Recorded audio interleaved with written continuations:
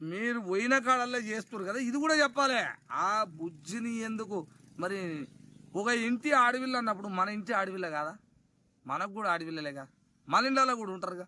ఏ ఇంట్లోనన్నా ఆడవిల్లనే, విన్నవా? ఇప్పుడు మరి అది ఎట్టడే చేసినావో, నీ చాటింగులు, నీ లెక్కలు, నీ ఖాతాలు ఆడియోలో మాట్లాడుతున్నావుగా, అవి ఓళ్ళు మాట్లాడతారు చెప్పను అట్లా. ఆడు ఇటు అటు కానోడు అట్ట కూడా అనొద్దు, బాధపడతారు. కానీ ఈ ఎవడు దద్దమ్మ వెధవ మాట్లాడతాడు ఆ మాట.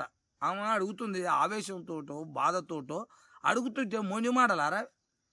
నేను దొంగను, నేను దొంగను గవారా ఒప్పుకుని సమాధానం ఉండదురా. మనిషి చెప్పడు, సమాధానం మాట్లాడాడు. ఏందమ్మా నువ్వేం మాట్లాడుతున్నావు అని మాట్లాడాడు. నేను మాట్లాడిన తప్పు అయితే ఒప్పించు, లేదో చూపించు అని అంటాడు.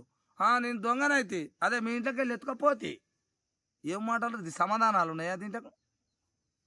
రఘు మనవడా చెప్పాలమ్మా, చెప్పాలి. నువ్వు బయటికి వెళ్ళి అన్నీ చెప్పాలి. నీ వార్తలలో వచ్చేది చూడాలి. ఇప్పుడు మేము తెలంగాణ రాష్ట్రం మొత్తం నీ కాయ చూస్తుంది. ఇప్పుడు ఇది నిజమా అబద్ధమా అంటే నువ్వు శుద్ధపూసవ అవుతుంది, కడిగిన బంగారం అవుతుంది, ముత్యం లాంటి మనిషివి అవుతుంది నువ్వు. అందుకని ఇప్పుడు చెప్పాలి.